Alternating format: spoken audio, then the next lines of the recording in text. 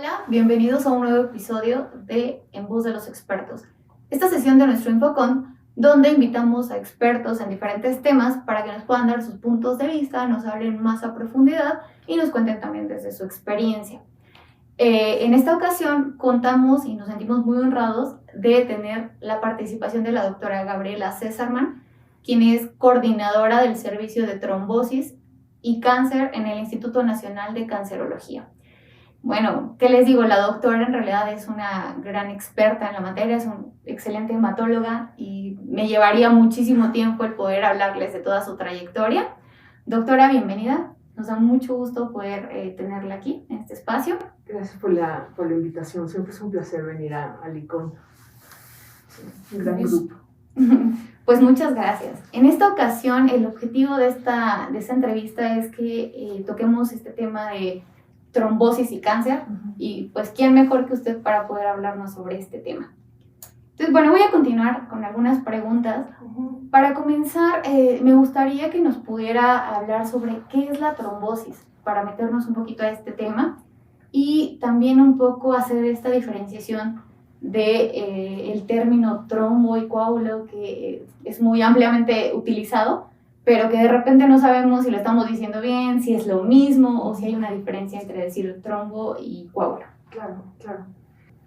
Nada más para darles una idea primero de cáncer y trombosis. Es un tema bien importante. Una vez al año hay un congreso en Bérgamo, en Italia, y son 4 días solamente de hablar de cáncer y trombosis. Entonces, muchísima información, es muy interesante, clínica y básica, ¿no? Pero hablar hoy de manera así como más informal y hablar sobre estos temas creo que es muy interesante, es una buena manera de empezar a meterte al tema. Y entonces, cuando muchos de ustedes son químicos, ¿no? Entonces, cuando toman un tubo de sangre y no tienen nada, no tienen un anticoagulante, se forma un coágulo y se separa un poco de suero. Ese es un coágulo. Cuando se forma este gel, ¿no? Deja de ser líquida la sangre, se forma el gel. A eso le llamamos coágulo, cuando es fuera del cuerpo, ¿no? Cuando pasa lo mismo, pero por diferentes mecanismos dentro de las venas o de las arterias, entonces le llamamos trombo. Pero eso es como cuando vas a escribir un artículo o algo, ¿no? Pero de manera coloquial realmente se usan de manera intercambiable. Por ejemplo, la Sociedad Internacional de Trombosis y Hemostasia, que tiene desde hace varios años este Día Mundial de la Trombosis, tiene como uno de sus lemas, Stop the Clot, ¿no? Paren el coágulo. Entonces usan coágulo y trombo más o menos de manera, ¿no? Para hablar con los pacientes sobre todo, ¿no? Lo usan de manera similar. Claro, porque en términos muy coloquiales, al paciente le dices coágulo y seguro está entendiendo de qué le estás hablando. Exacto. O le dices trombo y seguro lo asocia con algo, hay algo que está tapando el flujo, ¿no? Exacto. Entonces, sí, y bueno, estos temas de trombosis, como bien mencionaba, son bien importantes porque justamente hasta tiene un día conmemorativo, que es el 13 de octubre, y que se hacen muchos esfuerzos por hacer esta parte de conciencia en las personas, no solamente en los profesionales de la salud, sino también en la población general. Muy bien. Ahora, ¿qué tan frecuente es que una persona que ha sido diagnosticada con cáncer pueda presentar trombosis? Ok, eso es una pregunta sencilla y complicada. Entonces, en global, un 5% de la gente que tiene cáncer en algún momento va a desarrollar trombosis. Pero es cierto y no es cierto, porque depende de muchísimas cosas. Entonces, depende del tipo de tumor, ¿no? Para empezar. Entonces, por ejemplo, si tienes cáncer de páncreas, ¿no? O gastrointestinal, aproximadamente entre 10 y 15% de las personas van a tener una trombosis en el primer año, ¿no? Si tienes cáncer de piel o próstata, es bien bajito, ¿no? Y luego hay otros intermedios, por ejemplo, linfomas, cáncer de pulmón, pero también varía muchísimo. Entonces aquí lo que pasa es que realmente hay cientos de tumores, ¿no? Un ejemplo, linfomas, ¿no? Enfermedades linfoproliferativas. Hay más de 50 tipos, ¿no? Y subtipos. Entonces, si tienes leucemia linfocítica crónica, tu riesgo de trombosis es menos de 1%. Pero si tienes un linfoma mediastinal primario o un linfoma del sistema nervioso central primario, es cerca del 40-50%. Entonces, varía muchísimo, ¿no? Y a veces no depende del tipo de tumor, depende de, por ejemplo, el tratamiento, ¿no? Entonces, por ejemplo, tienes un mieloma, un paciente con mieloma múltiple, más o menos 4% de riesgo de trombosis, pero si empiezas tratamiento, puede subir, se me está empañando, puede subir muchísimo. Entonces puede subir a, si das lenalidomida con dosis altas de dexametasona, 40% de trombosis. Si das talidomida, 20%, ¿no? Entonces varía muchísimo dependiendo del tipo del tumor y de diferentes circunstancias. Y igual después podemos platicar un poco más a fondo de eso. Sí, justamente una de las preguntas, o lo que hace como mucho ruido es, sabemos que hay muchísimas enfermedades oncológicas. Casi de lo que te puedas imaginar puede haber una enfermedad oncológica. Pero ¿está asociado o cuáles son estos padecimientos oncológicos que de alguna forma están más asociados con trombosis? ¿Lo tienen claro en algún punto? Sí, hay muchas cosas interesantes. Entonces, por ejemplo, lo puedes dividir por temas. Entonces, el tumor, ¿no? Si primero es el tipo de tumor, después es el sitio de tumor. Si tienes, por ejemplo, un tumor de recto o cervicuterino o linfoma que esté comprimiendo los vasos en la pelvis o en el retroperitoneo. Luego otro es si el tumor, el estadio del tumor. Entonces los pacientes que tienen estadios tempranos tienen menos trombosis y los pacientes con estadios más avanzados tienen más trombosis. Pacientes, por ejemplo, que están en paliativos, en medicina paliativa, pueden llegar a tener 15 a 20% de riesgo de trombosis, ¿no? Es muy alto. Entonces también depende de eso, ¿no? Y después depende del tratamiento que le damos a los pacientes, como mencionamos como para mieloma. Y también depende de cosas que tienen que ver con el paciente. Por ejemplo, personas que tienen predisposición a tener trombosis porque tienen alguna mutación. Claro. Por ejemplo, el factor 5 Leiden, ¿no? Entonces, el grupo, bueno, hay varios grupos, pero el grupo de Holanda y de Alemania, de la doctora Pavinger, publicaron que si tienes factor 5 Leiden, tu riesgo de tener trombosis se duplica a un año. Si tienes cáncer y factor 5 Leiden, ¿no? Luego otros grupos publican, por ejemplo, si la mutación no está en la persona, sino en el tumor, en las células malignas, esas mutaciones, por ejemplo, tienes cáncer de pulmón, tu riesgo de tener trombosis, punto que es 5%, 7%, pero si ese tumor tiene mutación en KRAS o en ROS, tienes 40% de riesgo de tener trombosis, ¿no? Sí. Entonces también es eso, ¿no? Depende, o sea, digamos que es un poco una combinación. No podríamos centralizarnos en este padecimiento oncológico tiene este riesgo y este padecimiento tiene este otro riesgo. Es un poco más multifactorial o se ven varias cuestiones involucradas en el riesgo. Sí. Por ejemplo, lo mismo que pasa con COVID o con cualquier enfermedad en donde edad avanzada, obesidad, comorbilidades, estar en cama mucho tiempo, todo eso también aumenta tu riesgo de trombosis. Y de laboratorio, una cosa muy interesante es, yo creo que todo el mundo sabe cuáles son los dímeros D, o sea, cuando se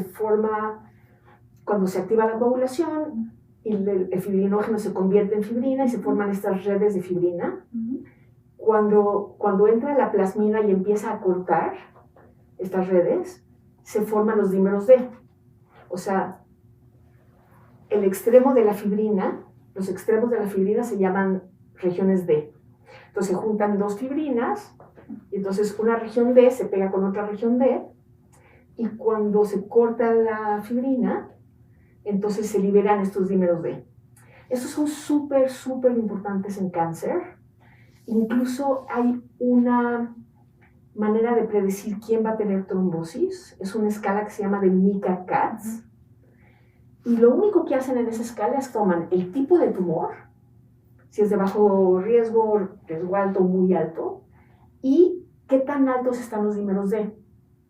Les das una puntuación, las sumas, y te dice con bastante certeza, gracias, cuál es el riesgo de tener una trombosis a 6 meses, 8 meses, un año, ¿no? Que es bien importante porque tú no le puedes dar anticoagulantes a todo el mundo, porque entonces vas a causar hemorragias. Entonces lo que quieres es saber quién tiene muy alto riesgo de trombosis y a esas personas darles profilaxis, ¿no? Entonces hay muchos factores de riesgo, muchísimos factores de riesgo, y realmente tienes que ir como personalizando, ¿no? Ok, muy bien. Ahora, hay una pregunta muy frecuente es esta parte de saber qué siento o qué sintomatología puedo tener que me diga, hay un trombo o se está formando un trombo. Digo, lo más común o lo más clásico es una pierna, esas imágenes que vemos que son muy fuertes, de una pierna súper inflamada, incluso con una coloración azul, verdosa, que ya nos está hablando de una trombosis francamente evidente, ¿no? Pero de ahí en fuera, ¿cuál sería la sintomatología clásica para asociar un trombo en una persona con trombosis? Sí. Bueno, fuera del susto, ¿no? Sí, claro. Porque siempre llegan muy angustiados, ¿no? Y no saben si van a poder seguir con la quimioterapia, o sea, ¿no? Es como algo, además de la quimioterapia, ¿no? Además de tener cáncer, además es, ¿no? Entonces, dependiendo de en dónde está localizada, si es en pierna, normalmente es una sola pierna, ¿no? Si es brazo, es normalmente un solo brazo. Y es eso, aumento de volumen y con o sin dolor, normalmente hay dolor. Y azul te haría pensar un poquito más, o frío, te haría pensar más que es arterial, ¿no? Y si se pone rojo, ¿no? Un poquito más caliente, puede ser venoso, ¿no? A veces solamente tienes dolor, ¿no? Y no es muy evidente.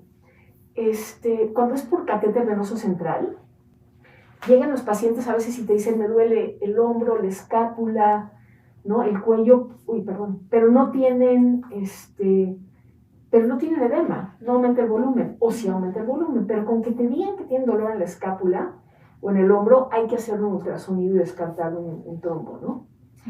Cuando es embolia pulmonar, entonces dolor al inspiración profunda, a veces es disnea muy leve o disnea muy importante, ¿no? Y rarísima vez tienes hemoptisis, o sea, puedes tener tos con sangre, pero es muy raro, ¿no? Si es en cabeza, bueno, es obvio, ¿no? Dolor muy intenso. Y hay dos conceptos interesantes. Uno, los trombos incidentales, que pasa mucho en cáncer. Como le hacemos a los pacientes tomografías, resonancias, ¿no? Encontramos a veces trombos. ¿Y qué haces? ¿No? Y tienen la misma implicación. Se tienen que tratar de la misma manera, ¿no? Entonces puedes no tener síntomas, pero encontrar un trombo, ¿no? Se llama trombo incidental. Y el otro concepto importante es que hay ciertos tipos de tumores, por ejemplo, como el tumor de riñón, que puede formar trombos tumorales, ¿ok? Normalmente los trombos están formados por plaquetas y glóbulos rojos y blancos y factores de coagulación que forman la fibrina y eso. Pero el cáncer de riñón puede infiltrar la vena renal y de ahí la vena cava inferior. Y eso, por tomografía, los radiólogos te pueden decir, oye, esto no es un trombo normal, esto es trombo formado por células malignas, ¿no? Que es de muy mal pronóstico, ¿no? Claro. De hecho, llegamos a otro punto que me gustaría tocar y es este tema de ¿qué es primero, no? El cáncer que me puede provocar trombosis. Exacto. O la trombosis que me puede desencadenar en una enfermedad oncológica. Claro, eso es muy interesante. Bueno, hay dos cosas. Uno, como normalmente cuando alguien tiene trombosis asociada a cáncer, normalmente primero ya diagnosticaste el cáncer y después la trombosis, ¿no? El 95% de las veces. Pero hay pacientes que primero tienen trombosis, no tienen una causa clara de por qué tienen que tener trombosis, no hay un factor de riesgo evidente, ¿no? Y en esos pacientes tienes que estar seguro de que no tengan cáncer, ¿no? Sobre todo pacientes mayores. En el laboratorio es muy importante, por ejemplo, tienes un paciente que tiene una trombosis y de pronto le haces biometría y tiene anemia microcítica, ¿no? Entonces piensas en deficiencia de hierro, entonces tienes que buscar tumores que pueden hacer que pierda sangre, como tumores gastrointestinales o genitourinarios, ¿no? Entonces muchas veces el laboratorio te da una pista de que deberías de buscar a ver si hay un tumor que no se haya diagnosticado, ¿no? Esa es una pregunta, pero la tuya es un poquito diferente, ¿no? ¿Va de nuevo? Sí, este tema de aclarar si siempre es... una cosa activa la... Exactamente. Okay. Es muy interesante porque los tumores, muchos tumores tienen, por ejemplo, proteínas como factor tisular, en la superficie, en la membrana, o tienen podoplanina, o tienen GCSF, o tienen polifosfatos, producen diferentes cosas, diferentes tumores producen cosas que pueden activar la coagulación, ¿ok? Y una vez que se activa la coagulación, se genera trombina, por ejemplo, y la trombina activa receptores en las células malignas y hace que las células se vuelvan más malignas y proliferen más y aumenten la metástasis, ¿no? Entonces, por ejemplo, hay tumores, hay pacientes que tienen cáncer de colon.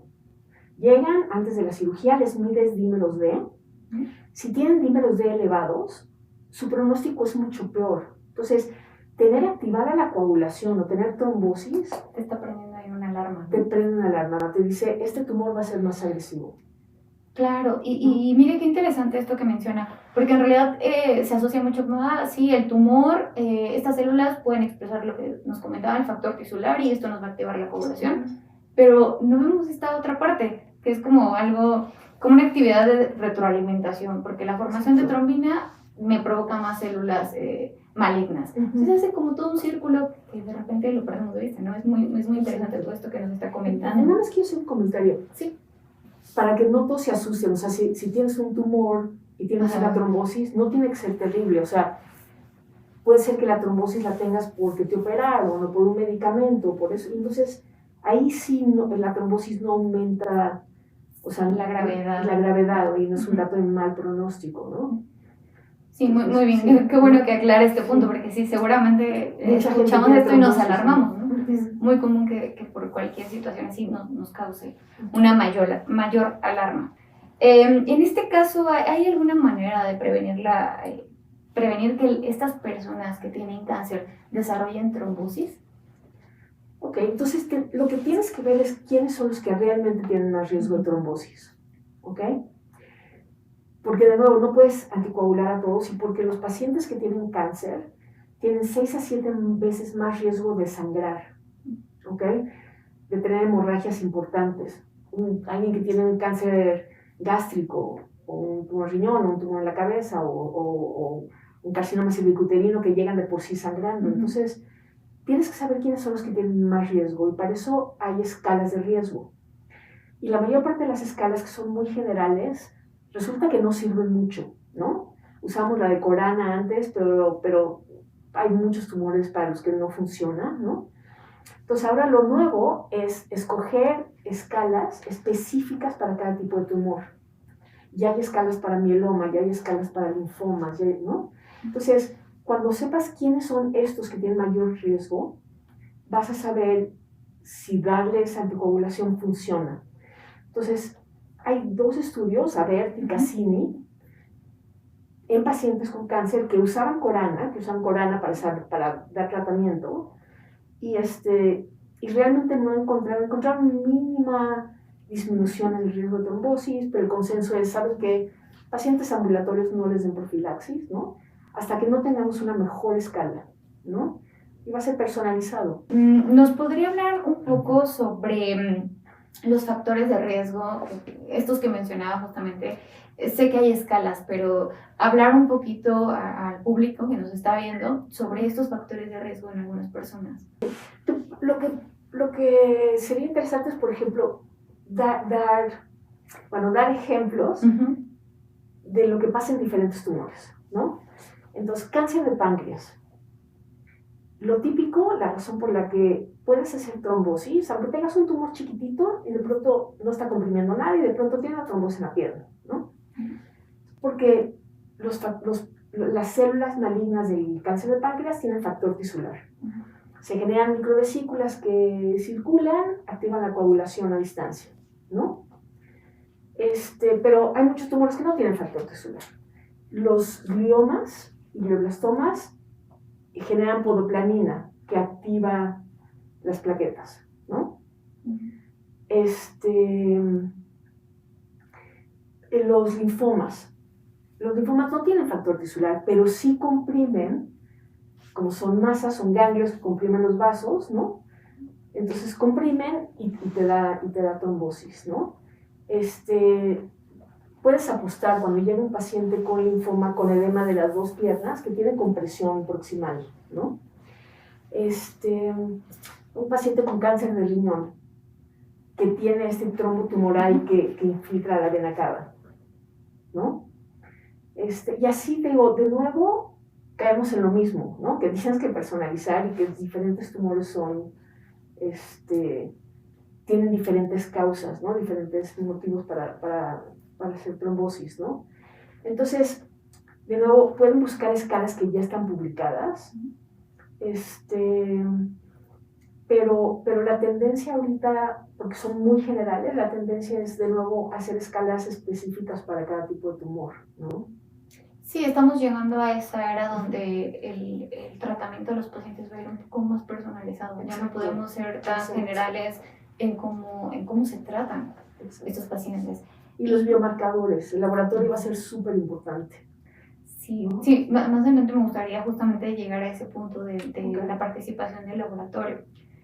Un poco retomando esta parte de el tratamiento, el manejo clínicamente hablando con el paciente, no sé qué nos podría decir al respecto, cómo manejan a este tipo de pacientes. O sea, cuando tienes un paciente que tiene cáncer y tiene trombosis. Correcto. Entonces, se maneja muy, muy similar a lo que haces en pacientes que no tienen cáncer, con la diferencia de que estos pacientes toman muchos medicamentos que pueden tener interacción con los anticoagulantes orales directos y con las antagonistas de la vitamina K, un poquito menos con heparinas. También la diferencia de que estos pacientes tienen, de nuevo, muchísimo mayor riesgo de hemorragia, ¿no? Y la otra cosa es que mientras tengan actividad tumoral, pueden seguir teniendo riesgo de trombosis. Entonces, estos pacientes los puedes tener anticoagulados durante años, ¿no? Sí. En el momento en el que los curas, porque sí hay un montón de gente a las que curas, entonces ya puedes parar el tratamiento, ¿no? Pero hay pacientes que toman medicamentos, pacientes con cáncer de mama, que toman durante 5 años tamoxifeno, ¿no? Otros medicamentos que te pueden promover el riesgo de trombosis. Entonces, estos pacientes normalmente necesitan mucho tiempo de anticoagulación, ¿no? Pero el tipo de tratamiento, o sea, puedes usar heparinas, puedes usar anticoagulantes directos, excepto por anti-2, dabigatran, porque no hay estudios con dabigatran para cáncer, y antagonistas de la vitamina K. Y los criterios son más o menos los mismos que usas para un paciente que no tiene cáncer. Pero se tienen que acordar que si tienes un paciente con un tumor gástrico, por ejemplo, y le das anticoagulantes orales directos, es muy probable que sangre, o tiene mucho más riesgo de sangrar. Entonces, ese paciente le darías heparina, ¿no? Cuando ya lo operaste, ya lo puedes pasar a DOACs, ¿no? A los directos. Y entonces, lo importante es que los tienes que seguir un poquito más de cerca que un paciente que estás anticoagulando para fibrilación auricular, por ejemplo, ¿no? Sí, claro. Pero aquí el riesgo es no encontrar este balance, ¿no? Estoy buscando que no se trombose, exacto, pero también está el riesgo, y es un riesgo grande, dependiendo del cáncer, que pueda llegar a sangrar, que pueda tener una hemorragia. A veces es súper difícil.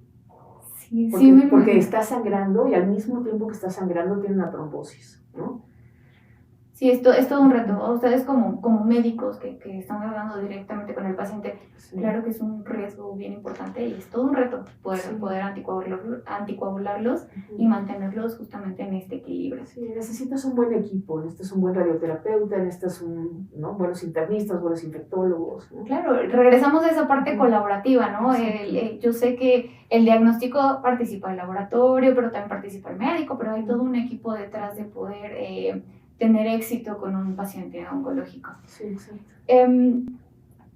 Por este lado de los anticoagulantes que mencionaba, sabemos que tenemos una gran variedad de anticoagulantes, desde los antagonistas de vitamina K, los anticoagulantes directos contra 10A o el 2A, que me decía, bueno, no hay mucho estudio al respecto, pero de estos anticoagulantes, ¿hay alguno que haya demostrado en su experiencia, que haya observado que tiene un mejor desempeño, que ha sido mejor utilizado? No, de nuevo, depende de lo que necesite el paciente. Y las preferencias de si prefiere tomar 2 veces al día versus 1 vez al día, de si tiene insuficiencia renal, entonces no le puedes dar uno, pero le puedes dar otro, ¿no? De si tiene cáncer, pero también tiene síndrome antifosfolípido, entonces a fuerza tiene que ser antagonistas de la vitamina K, o si tiene una válvula mecánica, porque estos pacientes pues, pueden tener además de cáncer otras cosas, entonces la decisión depende de uno, de lo que tenga el paciente, y otro, de lo que tengas en el hospital. ¿No? Claro. Y si el paciente tiene o no dinero para comprar, ¿no? Digo, por ejemplo, heparina de bajo peso molecular diaria, que se puede usar para problemas específicos, ¿no? Pues carísima, ¿no? Entonces, si la tienes en el hospital, pues va, pero si no, tienes que trabajar sí, con lo que tenemos, con las herramientas que tenemos, sí, claro. Bien, ¿qué tan a menudo recomienda hacer este monitoreo, este seguimiento? Sé que el seguimiento es muy importante con estos pacientes, ¿no? Justamente para no evitar o la hemorragia o la trombosis. Pero ¿qué tan a menudo recomienda hacer el monitoreo? Nosotros vemos a los pacientes cada mes y les damos, todos mis pacientes tienen mi teléfono. Entonces, si sangran o ellos ya saben qué se siente tener una trombosis, ¿no? Entonces, si tienen algún dato de retrombosis, porque para esto los pacientes con cáncer tienen mucho riesgo de retrombosis, a pesar de estar bien anticoagulados. Entonces, ya saben que te tienen que llamar. Entonces, los ves cada mes. Si viven muy lejos, entonces te mandan recados, ¿no? El WhatsApp. El WhatsApp, que sí ha sido como maravilloso para solucionar muchas cosas de distancia y ¿no? Pero, por ejemplo, antagonistas de la vitamina K, que son los únicos en donde sirve seguirlos con INR, lo hacemos 1 vez al mes. Okay. Entonces, voy para allá. La siguiente pregunta es, ¿te recomienda algún método de laboratorio para el monitoreo de estos anticoagulantes? Ok, antagonistas de la vitamina K, INR, ¿no? En No pacientes con y sin cáncer, sí, ¿no? Y para los DOACs no, básicamente no como seguimiento, pero en ciertas situaciones sí se necesita. Entonces, por ejemplo, si le vas a dar inhibidores de P-glicoproteína, ¿no? Glicoproteína P, ¿no? O de ciertos citocromos de los que depende la depuración de estos medicamentos, entonces ahí podría ser que valga la pena en el momento en el que le das el medicamento medir niveles, pero el problema es que para los DOACs no se sabe bien cuáles son los límites en los que tendrían que estar, no se ha publicado, ¿no? Pero hay un artículo bien bonito de la doctora Connors de enero de este año, en donde habla de estas situaciones en donde no se sabe qué hacer, porque no hay suficientes pacientes como para hacer un estudio fase 3, pero sí son suficientes pacientes como para que clínicamente tengas que tener alguna guía, ¿no? Y una de las recomendaciones es eso, ¿no? Cuando tienes que dar anticoagulantes directos, pero no, o sea, lo vas a mezclar con otros medicamentos y no estás seguro, por lo menos para saber si estás absorbiendo. Si tienes gastrectomía por cáncer gástrico y el paciente no tiene dinero para inyectarse, bueno, le puedes dar DOACs y luego lo mides para saber si se está absorbiendo, ¿no? Claro, para saber realmente qué niveles está alcanzando, ¿no? Sí, por ejemplo, si se absorbe, sí. Ok, perfecto. Y bueno, ya por último, me gustaría ver desde su experiencia cuáles son las pruebas de laboratorio que comúnmente les piden a los pacientes. Si lo que tienes es trombosis, INR, ¿no? Para antagonistas de la vitamina K. Si lo que quieres es ver quién tiene más riesgo de tener trombosis, pero no ha tenido trombosis, entonces mides dímeros D, ¿no? A veces hay pacientes que tienen cáncer que no tienen trombosis, pero que sí tienen activada la coagulación. Entonces tienen coagulación intravascular diseminada crónica. Y entonces eso lo diagnosticas con TP, TTP, fibrinógeno, dímeros D, ¿no? Y luego tienes otro grupo de pacientes, como pacientes que tienen cáncer de próstata, que lo que hacen es que te sangran porque las células pueden tener fibrinolíticos, pueden tener uroquinasa, ¿no? Y entonces es raro, pero puede llegarte un paciente lleno de quimosis y entonces le haces TP, TTP, está completamente normal, entonces no es un inhibidor, no, entonces no sabes qué es.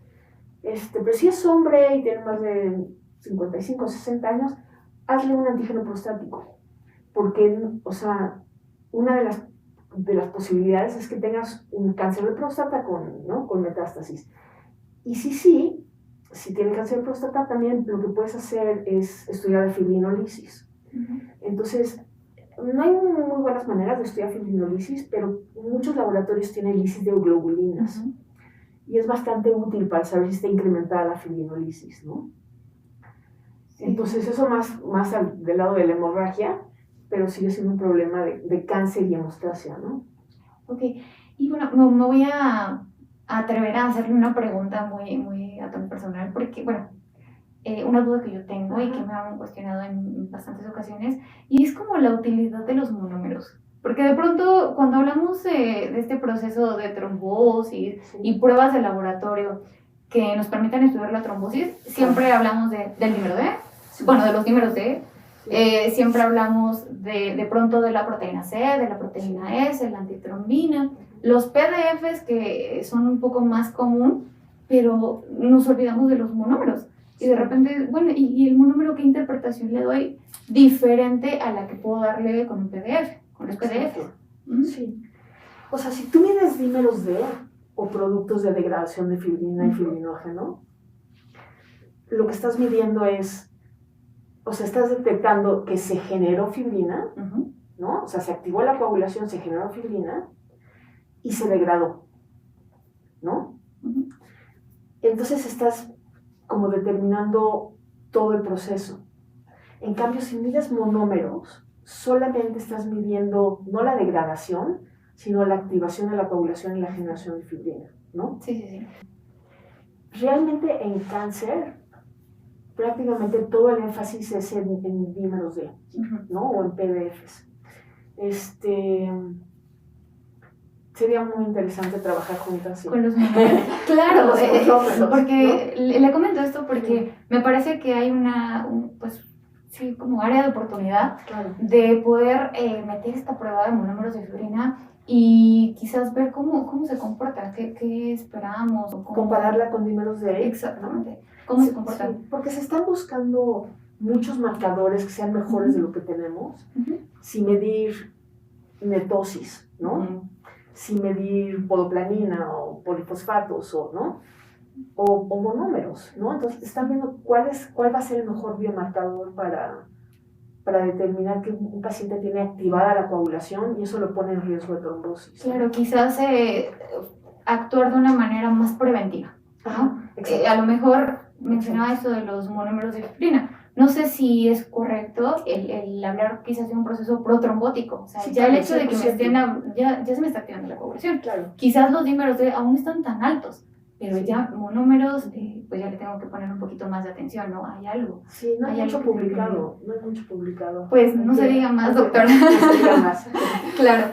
Bueno, pues Muchísimas le agradezco gracias. mucho, con las últimas preguntas, le agradezco mucho que haya estado con nosotros, la verdad es que muy amena la charla, ¿qué le digo? Es una grande en estos temas y pues esperamos volver a contar con usted en algún momento más o como decía, ¿no? Seguir trabajando. Sí, bueno, llevamos años Sí, colaborando con Licon, ¿no? Con Licon, sí, es un placer. Muchísimas gracias. No, gracias a usted.